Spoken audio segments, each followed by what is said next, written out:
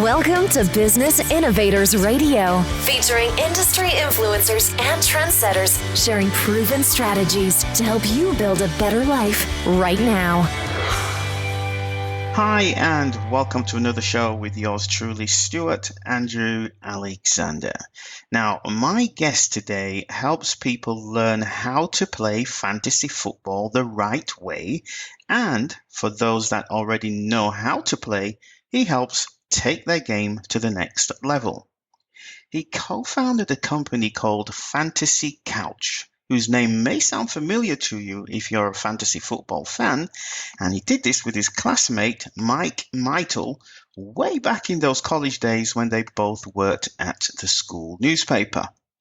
Not one for making the grass grow under his feet, today he is the host of the fastest growing fantasy sports YouTube show and is the CEO of the most recognizable fantasy sports brand. Sounds really interesting, ladies and gentlemen, and really exciting. Can't wait to hear what goodies he has to share with us today. So, without further delay, let's bring him onto the show, CEO of Fantasy Couch, Huseyin the Brain Aksu. Welcome to the show, Huseyin. How are you? I'm great. Thank you so much for having me on. I'm really excited. Just an awesome show, and can't wait to talk to you, man. Can't wait to do this. Yeah, I'm excited too, especially about the topics. I just love football myself, so this is going to be a blast. So, Huseyin, just for those of us that don't actually know, we're going to find out more about that name, that brand, Huseyin the Brain Aksu, later on in the show. But for now, can you just briefly describe your perfect prospect? Who is it that you actually help, Huseyin? Well, it's two types of people. Ones that have been playing fantasy football for quite some time and need some expert advice. I give them details that other people don't really talk about. People overlook other things. I mean, this happens in all aspects, in all niches. And the other person I help out is people that, I mean, everyone's playing fantasy football now, and it's been like a big thing, the past few years. And it's almost like, it's like not knowing how to use the internet almost now. It's like, you're too embarrassed to kind of ask, and you're kind of too late, So you need that nephew or somebody to show you, right? And that's what I do. I have a knack for teaching people how to play, and in a simple way. It's one of those things where you just have to start playing to really get how it works. But I'm able to describe it to you and give you enough of the push to get you started. And once you're started, I can help you with all the little aspects and details.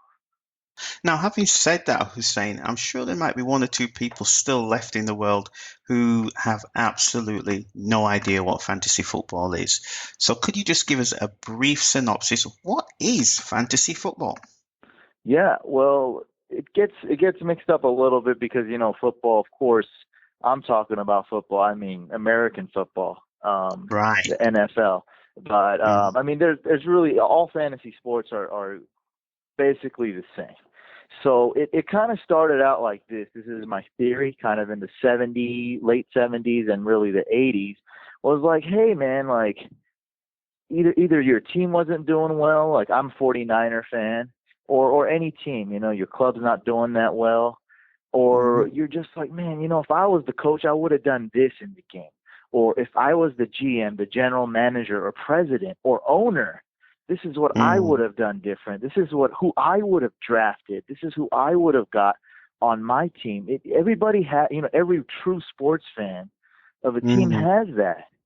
You're right, sure. And we see, I mean, there's real good examples like the Cleveland Browns, for example, who actually know people in that organization who actually have been making terrible decisions that fans should be angry about and should ask the question, what would I have done? Like Johnny Manziel, I know for sure Johnny Manziel was drafted by the owner, not the general manager, not the people who are supposed to be drafted. Johnny Manziel, who's a total, I mean, I wish him the best as a human, but as far as, being a professional, we have standards, and he's a total bum when he's a professional. Shouldn't have been drafted, and wasn't going to be drafted in the first round. He basically said, I'm going to draft him for the fans because the fans want him, and I want to sell jerseys. And you're like, man, if I was that guy, this is how I would run my team. And and in fantasy football, you get that chance. So you get to draft pretty much, theoretically, any player you want, regardless of what team they're on. So I can draft one player from the Cleveland Browns, then the next round I can draft a player from the 49ers, and the next round I can draft just anybody you want.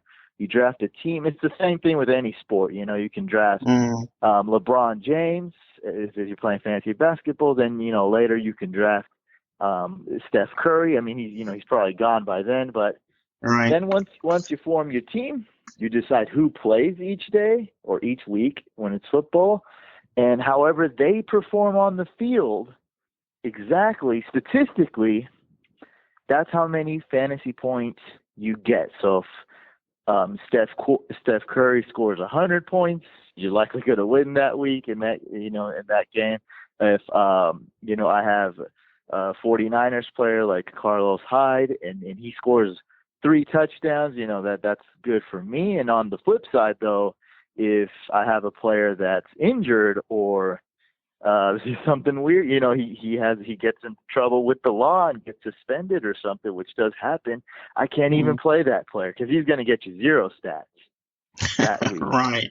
And hopefully I did enough. I tried to touch on a lot of details and the passion. Hopefully I did enough to kind of explain the basics of how to get started. Yeah. Absolutely, because I'm one of those people who are in the dark. I mean, I've heard fantasy football being kicked around for many years, and I've always thought, what is that fantasy football stuff? And now, with that explanation, I have such much more clearer vision of how that actually works, and it sounds like a ton of fun now. I can't just wait to go out and try it myself. So thanks for sharing that. That's going to be really useful for anybody who, like myself, is brand new to fantasy football.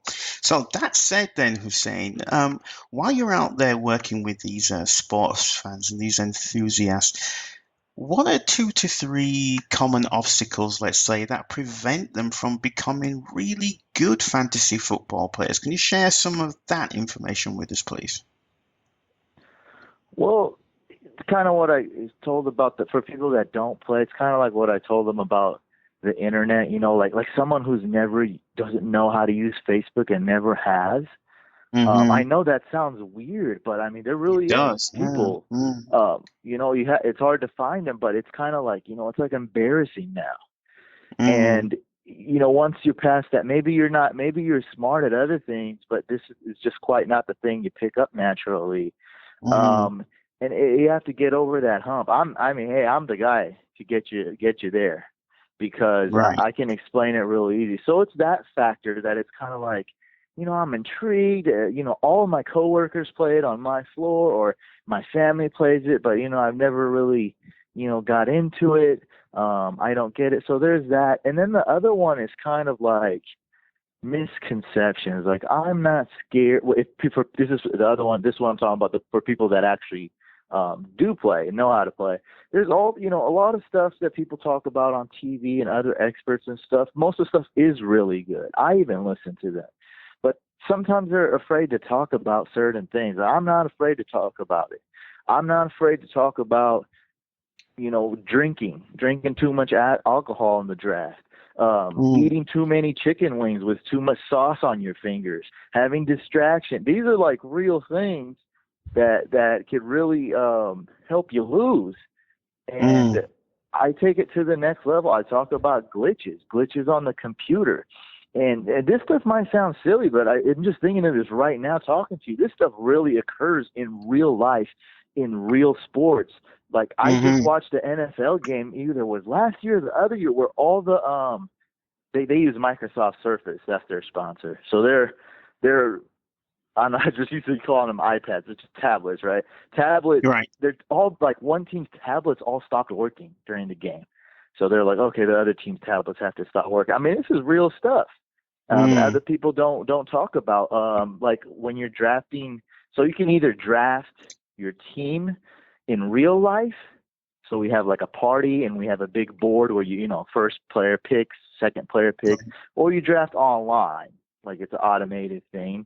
It's hard to get a group of buddies on the same day, 10 people the same day to draft. And I talk about stuff like when you're on the internet, it often skips your turn, like there's a little glitch or something. So I talk about ways that you can help avoid that so it doesn't skip your turn and you pick a terrible player like, we talk about Johnny Manziel, like you pick a player like that, now your whole team is messed up. So I have a whole list of things. I even have a free ebook called The 10 Commandments of Drafting that I came out with. But that's just one thing. Like I talk about these things every week. And you can relate to that when podcasting, phone quality or something drops out, right? Like not everyone talks about that stuff with podcasting. Yeah, whether you're on Wi-Fi or you're on other connection and this and that. I mean, all that stuff is important. It's all the little things that it's all in the win. Details, isn't it? Yeah, it's all in the details. So exactly. you touched on misconceptions. Let's just expand a little bit on that for the sports fans that out there that that may be thinking about playing fantasy football. Let's just go a little bit deeper in some additional misconceptions. Huseyin, can you just share maybe one or two more that exist within the industry? So for people that play, of course, there's a misconception when drafting. And, we're talking about details earlier. You got to separate yourself. It's really hard to win. Just like in real sports, there's only one winner and everyone else loses. So it's not like half the people win and half the people lose. It's really tough. So you have to take every little advantage. And one misconception is that people draft the player that's going to score the most fantasy points. That's actually not what you want to do in your draft. It's a draft is the most important part of playing fantasy sports. It's going to make or break your team. I mean, it's literally the players you draft. It's literally your team. I mean, there's ways to improve later. But wouldn't somebody naturally think, get the player that's going to score the most points? I mean, that just sounds logical, right? And that's what 90% of people do. So it's not so much that that's totally wrong. I mean, you still want to draft players that score points, but what you actually want to do is draft the players that are more scarce. The players that you don't want to leave the players that's going to score a lot of fantasy points for your other opponents to get. So if I'm drafting, let's say, I'm going to go running back. Like I love the running backs, but there is 10 running backs out there, and how I have them ranked is the number. I just said 10, right? So I'm of course going to draft the best one, I think. But the 10th one, so 10 running backs worse than that guy, is not that big of a difference from the guy I was going to draft. However, there's another position out there, wide receiver. Maybe I wasn't thinking of drafting a wide receiver right now, but that guy is so good that the second best wide receiver, the wide receiver that I believe is going to be worse than the one, my number one guy on my board, the guy that's available, he's so much worse that it's a huge difference. Now, what I do, I say, hey, I'm going to change my thinking, my strategy. I'm going for this wide receiver, even though he's not going to get me the most fantasy points. Then on my next pick, I don't care if I get the 10th best running back because he wasn't that big of a difference, right? So I'm only going to lose 2 fantasy points, but I'm preventing all the other players from getting this awesome wide receiver. For example, that wide receiver could have been like Amari Cooper. That awesome wide receiver, and the next best wide receiver is half as good as Amari Cooper. I'm going to go get a wide receiver. Now I'm good. So I got a great elite wide receiver. And then in the next round, I got a pretty good running back who's not that big of a drop off from the running back I was going to get. Of course, you know, that running back's gone, the first one, but hey, the 10th one or the 6th one, the 5th one, hey, maybe even the 3rd one's still available on my next pick. It sounds to me that if you're getting into fantasy football, Hussein, and you don't have somebody on your side like yourself that can help you, that can guide you and give you these amazing tips that you've been sharing so far on the show, it sounds to me that you might get off to a pretty miserable start. Is that pretty much how things go?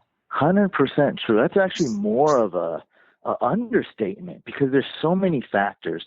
The let's start off with the general one. The general one is that you're going to be playing with your buddies, or friends or family or coworkers, and they all want you to lose. They all want to make fun of you. They all want to trash talk. They're not going to help you. Now, sometimes there's a few guys, that will help you out. Some real, the nice guys. It doesn't exist a lot in this. It's competitive. So there will be, but they're not going to go out their way to help you every day, right? They're going to give you some info, and it's actually widely known not to trust your league mates because they will lie to you. Okay, right. So that's actually like a really well-known thing for people that have been playing for a year or two. They find out right away. I mean, they will lie to you. They'll go tell you to pick up Johnny Manziel. He's coming back in the NFL. Or a funny one that happened a few years ago was Rob Gronkowski's one of the best NFL players right now. And the funny story is that, some people that haven't played a lot, they try to trick him and give them Rob Gronkowski's brother, who also played in the NFL for just a little bit, but didn't really do anything, And they see the last name Gronkowski, and they're like, "Oh, okay, I'll accept this trade." Or, "Oh, awesome, you're giving me Gronk, and okay, I'll give you this player." And it's worked because I've seen the stats.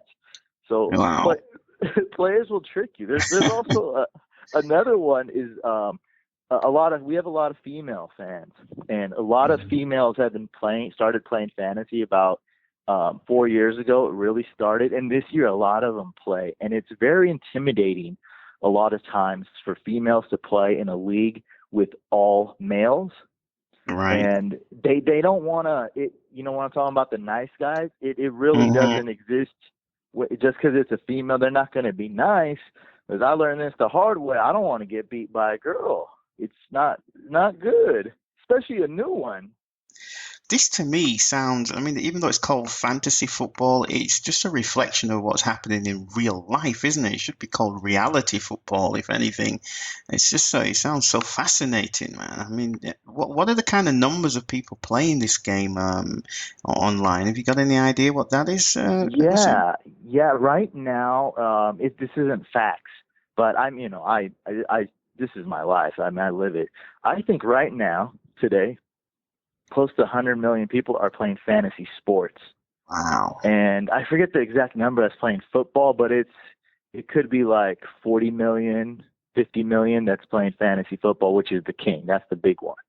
So with so many people, 40, 50 million people playing fantasy football, there's got to be one or two pitfalls out there that they won't be aware of, especially if they've just started off or they're thinking about starting off. You've already touched on a few of them already. Are there any additional pitfalls that you can share with us for somebody who's thinking of getting into fantasy football? Some unknown pitfalls for us, please.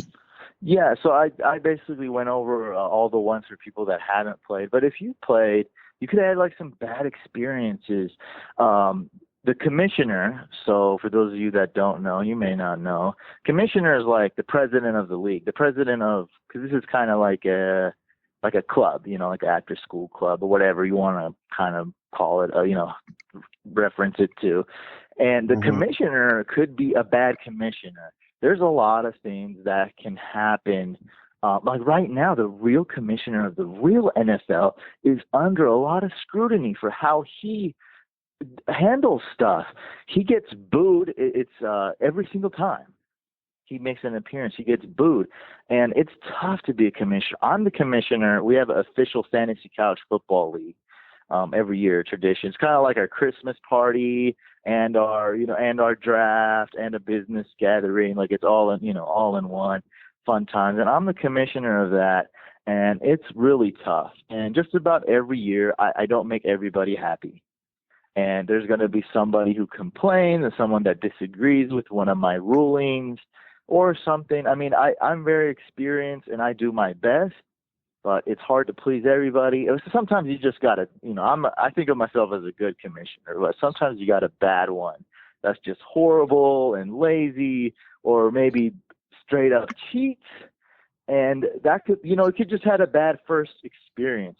So, it's hard for me to introduce people to new friends, but you can play online with strangers as well.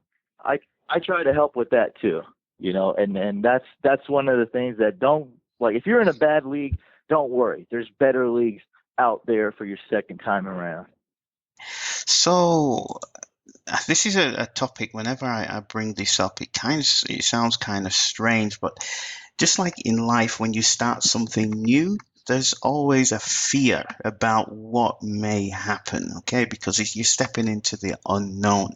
Now, you just touched on some of the unknown pitfalls, but let's talk about some of the common fears that people who are attempting to play fantasy football or even in fantasy football and wanting to step up to the next level. What are some of the fears that are out there within the fantasy football world, Huseyin? The biggest fear was the one I used with the females. Now they're not scared to play in a league amongst themselves. That's okay, but it is very intimidating to play when it's just one female, especially if it's their first, second, or third year with all males. It's and I'm not saying that it's hard or they shouldn't. I'm just saying like what they've been telling me, what our female fans tell me, what other people have told me. I mean, it's easy to get over that hurdle. Like no worries, just watch my show. It'll be fine. I'll give you the advice. Right. But Okay. but another one is actually like maybe money. Now, because some people don't think of it, money and age and all that. The small details. So and that's really not like it's really nothing to overcome at all, because no matter what age you are, you can play. Just play online. If you don't have friends that play, and maybe you're of young age and you're listening to the podcast right now, just play for free online at any of the major sites. So they're ESPN, Yahoo, CBS. Oh, actually, NFL is even more popular. The NFL has its own fantasy football on their site, and it's easy. Just play for free. And if you're going to put money on it, it's really one of those simple ones. It's not like you're going to be drained hundreds of dollars every week. All you do is just put in a pot. It's like one poker game amongst friends, but the poker game lasts 16 weeks. So it's, as far as money goes, it's not that big of a deal. That comes out to like $5-10 a week at most. And I mean, hey, you can still win it, So it's just really like getting over the little things. And everyone that I've taught to play, it's been overwhelming how they've been like, oh, this is so easy, like, oh, I can get started. There's been a couple of people that are like, I don't know, it's not for me. And I actually do understand where they're coming from. But the thing is like, even though I think of myself someone who's good to explain it to you and good to help you get over these pitfalls, you should just play. All you do is play. You're not going to be good the first year probably. It's okay. And if you think it's fun, keep playing. But that's all I got to say is try to play. Draft a team, play for a few weeks. I'm sure you're going to love it. And then you'll learn more like, oh, that's what he was talking about. Oh, this is not that hard at all once you have it in front of you. Yeah, so those aha moments just come the more you play, the more aha moments you have, and the more comfortable you get with the whole fantasy football playing thing, right? You got to play just like American football. It's like, man, that actually American football is extremely hard to explain. Yeah, for sure. Especially to a Brit like me. I'm like, what? Running back? This quarterback? Yeah. What are you talking about? Come on, rewind the tape for me again. Yeah, exactly. Go ahead. Sorry, I was saying. Well, I seen it on TV. It really got me because I grew up with it. I loved it. I grew up watching Joe Montana and Steve Young. It's like they had a little segment, just a little fun thing where they asked NFL players like, can you explain football in 10, like whatever it was, like 30 seconds or something, or 4 sentences? And it sounded silly. And I was like, dang, this is hard. So, but if you watch it though, if you watch NFL football for 1, 2, or 3 years, man, you'll pick it up. it is Sure. kind of complicated, but for those that Mm. watch, it's actually super easy once you get it. And it's the same thing with fantasy football. Once you play for a year or two, boom, you'll pick it up right away. And do you watch rugby at all by any Oh chance? yeah, rugby definitely. Man, I had to do the same thing with rugby when Yeah. what's the guy's name? What's his first? Jared Hayne. Mhm. Jared Hayne from Australia, one of the premier players, came over and played for my Niners.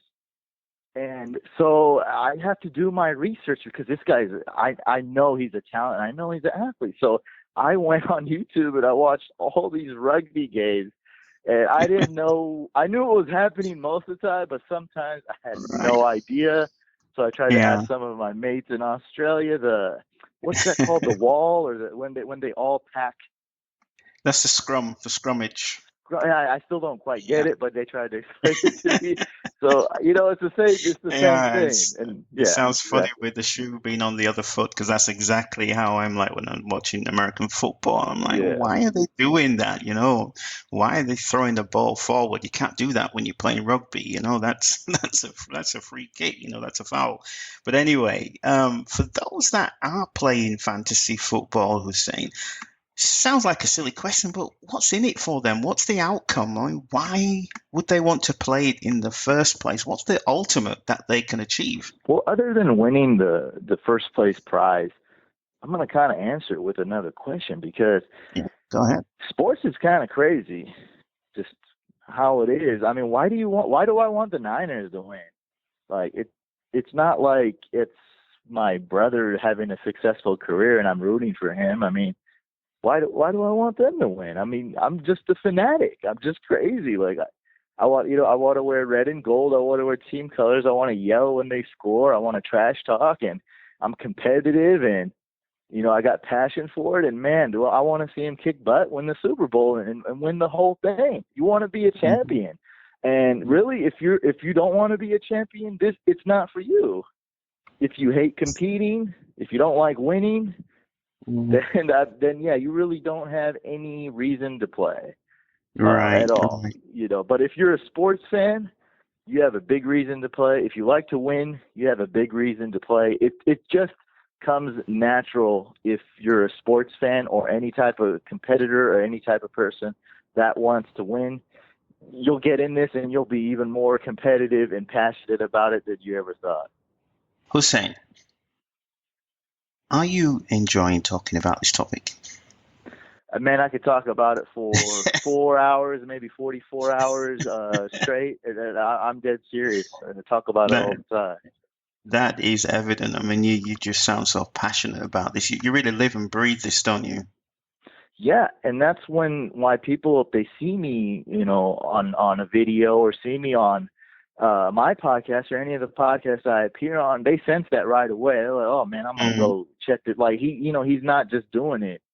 yeah. He really cares, and that just goes with my motto with everything. If I'm gonna do it, I'm gonna do it right, and I feel like I Right. have responsibility. If I'm giving you advice, even though the advice may not seem that big, like the advice I give, the advice you may give, you give important advice, business and money, Mhm. and this is not like on that level. It's just it's fake sports, Mhm. but this is our escape from when life is really crappy.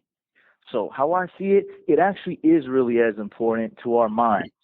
Like we need something to do. I mean, Mhm. we don't like what happens in the country. We don't like what happens in the world. We don't like what happens with friends and family sometimes. I mean, we have bad days. Sometimes you just want to have fun, and this is what fun is to you. So this Sure. is as important as other things because we need that escape. Like Mhm. that's what sports is, and everybody can watch it. It doesn't discriminate. Oh, you don't have money, you can't enjoy sports, or you're rich, you're on the Exactly. top echelon, you can't enjoy sports. No, everyone can go and yell for 60 minutes at a Liverpool game. Everyone can go and cheer for a Niner game, even if my Niners are on a 9-game losing streak. Same Mm. thing with fantasy football. You can go, you can enjoy, and man, there's always next year. Yeah, I mean, you bring up a very valid point there. I mean, I know that from in the UK and the, let's say the Premiership, the soccer league, or we call it, obviously it's called football in the UK. But over the years, just to go to a live match, the fees have increased so much that it's actually priced a lot of working class people who football was built on the backs of working class people, working Yeah, class spectators. It's kind of a priced shame. them out of going to games now. It's just totally out of their reach. So, if is that something what's happening as well as happening in the States as well with the football games? Are they becoming so expensive that a lot of people just can't afford to go? And this fantasy football then is a great substitute for that. No, I would say well, the process of going to a game are super expensive because you have to factor in. I mean, I've been to England and other places, and sometimes you take a quick subway trip and it's cool. Sometimes it's not too far from where you are. Here, you got to get you got to wake up early. You got to get in your. We have no public transportation that's good. So you got to Mm, drive. You got to get this. You got to do that. So there's all those extra costs too, and then parking. Like there's a team in Los Angeles now that just this year hasn't been a mm. team for a while. I'm not, don't quote me on it. We can go Google it after this. I think parking costed $100. So Wow. I don't know how much that is in pounds, probably 50 pounds, but yeah, like $100 for. I mean, it's more than the ticket. It's more than the ticket, just to know. It's ridiculous. So, but I mean, it's not so much that now you play fantasy sports. I mean, and I said you can enjoy sports. Just watch it on the TV. Watch it at a sports bar. You don't have to pay Mm, to get in. yeah. Watch it at a pub. That's totally cool. It doesn't mean you're not as much of a fan just because you don't Mm, want to spend $200 or $400 when you include all the things. That's mm. included, and then you got to eat and drink too. So Something, Hussein, whenever I have a guest on my show, I always ensure that they share really great advice that's going to help the listeners. Now, so far, you've spoken about some of the obstacles that are preventing people from becoming great fantasy football players. You spoke about some of the misconceptions and the pitfalls that they need to be aware of, and you've also addressed some of the fears that exist within the industry. And why people would actually want to get involved with it. So, up until this point, you have just been awesome by just sharing so much great information. And I feel that we're at the point now where you have earned the right to speak about you so that our listeners can get to know a little bit about Hussein. Okay, so at the very beginning of the show, I introduced you as Hussein the Brain Aksu. Now, I would like to just go a little bit into your backstory. Share a little bit about that. Share about how you got started and what inspired you. And let's have a little chat about your solution, or in other words, your brand, and how it helps the people that you work with today. Now, I know that was about 361,000 things in one sentence, but just to shorten it all up, let's just go a little bit into your backstory, please, Hussein. Thanks a lot. sure. Well, I'm from California, and I went to university to study business, and I thought that was the right thing to do. And like most 18-year-olds, you just go into college just to go because it's the right thing.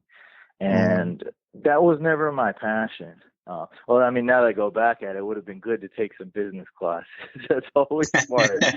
But yeah. I switched to multimedia and video, and I worked at the school newspaper. It's one of the best college papers in the entire nation. It's always top 30 and was the number one at some point as well while I was going there. And Awesome. I was the video editor, and I did a lot of videos. And you kind of have your own, everyone's just dedicated to what they're doing there. And I was like, hey, Mike, as one of my good friends going, man, let's do a fantasy sports show. We called it Fantasy Fix. It was something else. We recorded it. He was the host. I was behind the scenes. Mhm. And it was doing well because there's maybe one or two other shows on YouTube. And I'm pretty sure one of them was already a TV show. Like, so they just put it What on what YouTube. year was that? What year was that then? Hussein? 2008. Right. Okay. Great. Okay. Can continue. Sure. And it was, a little bit of comedy, a little bit. We had fun with it. And it was cool. So we were both working for the school paper, and we both did it. And, I graduated, it was that time, so of course I'm not at the paper anymore. And we said, hey, why don't we just make a website about fantasy football, fantasy sports? And that's how it really got created. So I have that video background, and he's still a huge part of the company. We're both co-founders, Mike and I. And he moved, so I had to be the host, and I was horrible at it. And took me 3 or 4 years of just looking like one of those terrible people on YouTube who need to just be quiet. And gosh, why is this guy, you watch YouTube, why is this guy doing a video? He has no presence. It's like I'm watching a blank wall. Okay. And after 3-4 years, I'm dedicated. So after 3-4 years, I actually became a really good host. And I hit record on the camera myself, and it just kept growing and growing from there. And we built a brand. We didn't do it like most startups and most websites. So either the websites are just like really simple blogs, or they're real big companies that are all about making money. We decided to build the brand first, build the loyalty and trust, put out an awesome product that people love, that people are fanatic about, build a cult following that people can trust. I think now is the time for us to start really making money and look at more as a company. So that's one of the things, I wouldn't say wrong things, but one of the things that was our weakness at first. Like I said, I wish I knew more about business and stuff. And that's what if I went back in time, that's what I would have told my 18-year-old self. You always got to think about the business too, not just the creativity and the product. But right now we're focused more on becoming more of a company and growing. But we have that following, man. They're really dedicated. They really love it, and they truly trust what I say. I'm very proud of that. And that's why, if somebody would want to advertise for us right now, we don't have, we're not in the millions yet. We have about 100,000 fans total, but we will get to the million point. And once we do, that's why I really think it's a smart decision for an advertiser to come in to build that loyalty and trust, because we have that. And if we put that advertiser on the show, they will have that loyalty and trust as well. So with that said, Huseyin, if somebody wants to know more about you and your brand, the Fantasy Couch, okay, if they want to get in contact with you, it could be a new customer, it could be an investor, it could be a key business decision maker, whatever the case may be. If they want to connect with you, how would they go about finding you? Well, the best place is fantasycouch.com.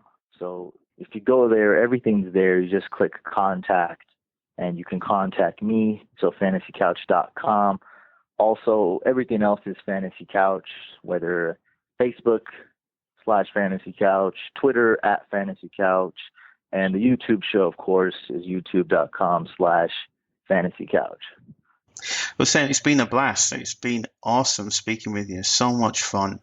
Maybe there's something I've not asked you today that you'd like to just take a moment to share with any of the fantasy football fans listening to the show right now. So that said, do you have any final thoughts before we go, Huseyin?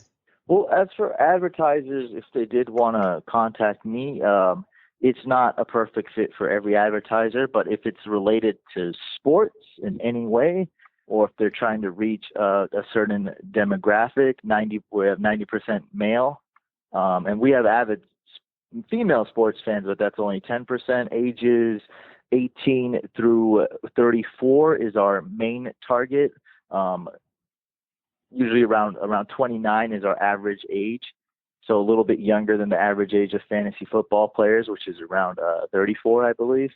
We got the little bit younger and cooler crowd. And I guess the question for you, whether it doesn't have to be football, NFL, whether it be soccer or basketball, would you give fantasy sports a try? Definitely. Yeah, just give it a You got try. me. See if You you got like it. you got me. You got me convinced. I'm there. I'm going to be definitely looking into this now that I've gained some more understanding. Yeah. So, with that said, thank you so much for saying you've been a great guest, and you've certainly proved that you're a true educator and advocate for the client's success when it comes to the topic of fantasy football. So. Don't forget to check him out, folks. He's on YouTube, like you said, youtube.com/fantasy couch. This was yours truly, Stewart Andrew Alexander, saying until next time, take care, and we'll talk real soon. Goodbye for now. Thanks for listening to Business Innovators Radio. To hear all episodes featuring leading industry influencers and trendsetters, visit us online at businessinnovatorsradio.com today.